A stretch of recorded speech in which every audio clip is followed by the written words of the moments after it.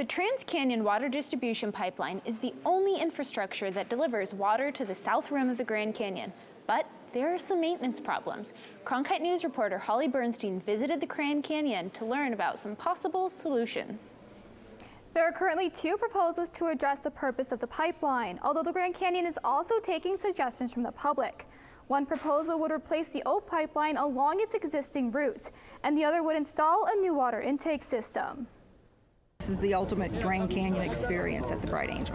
The Trans-Canyon Water Distribution Pipeline provides water that is the primary drinking source for tourists like Texas residents and frequent visitors Chris and Gina Hutcherson. One of our favorite things was the full moon up here at the canyon. The pipeline, which runs approximately 13 miles from the north rim all the way here to the south rim, has broken over 80 times since 2010, according to park officials. Grand Canyon Public Affairs Officer Kirby Lynch-Shadlowski says the aluminum pipeline, which was built in the 1960s, has aged over time, causing the aluminum to wear down. Those breaks occur for any reasons, including seasonal and weather conditions. So a rock fall can cause a break, the heating and the cooling of the aluminum pipe can cause breaks. Now, the Grand Canyon is aiming to fix this problem. According to Shadlowski, between $75 and $124 million could be allocated towards fixing the pipeline. Our funding strategy for that is to use line item construction, so from the congressional budget of line item construction,